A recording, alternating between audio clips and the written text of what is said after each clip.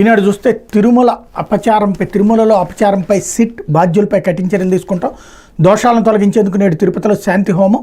వైకాపా ప్రభుత్వ హయాంలో తిరుమలలో కల్తీ నెయ్యి, అపచారాలు, అరాచకాలు, అధికార దుర్వినియోగంపై విచారణకు ఐజీ అంతకంటే పై స్థాయి అధికార ఆధ్వర్యంలో ప్రత్యేక దర్యాప్తు బృందం ఏర్పాటు చేయనున్నట్టు ముఖ్యమంత్రి చంద్రబాబు ప్రకటించారు. వారు ఇచ్చే నివేదిక ఆధారంగా బాధ్యులపై కఠిన చర్యలు తీసుకుంటాం. భవిష్యత్తులో ఇట్లాంటి ఘటనలు పునరావృతం కాకుండా చూస్తామని హామీ ఇచ్చారు.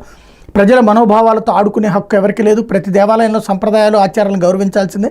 ఇందులో రాజీ పడే ప్రసక్తి లేదని స్పష్టం చేశారు. ఆదివారం రాత్రి ఉండవల్లి నివాసంలో ఆయన విలేకరులతో మాట్లాడుతూ మొత్తం దేవాలయాల నిర్వహణపై అక్కడ పద్ధతులకు అనుగుణంగా పాలన ఆగమ శాస్త్రం తెలిసిన వైదిక ధార్మిక ఆగమ పండితులతో కమిటీ వేసి సమగ్ర నిర్వహణ విధానాలు రూపొందిస్తాం. వాటిని తప్పనిసరిగా అమలు చేసేలా విధానాలు అమలు చేస్తాం. అన్ని దేవాలయాల్లో మహిళలకు గౌరవం లభించేలా చూస్తాం. దీనిపైన కమిటీ ద్వారా సిఫార్సులు తీసుకుంటామని పేర్కొన్నారు.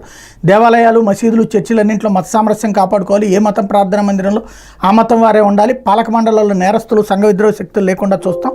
అవసరమైతే ఒక చట్టం తెస్తామని చంద్రబాబు చెప్పారన్నటువంటి వార్తని హైలైట్ చేశారు. ఇది ఖచ్చితంగా చాలా మంచి ఆలోచన.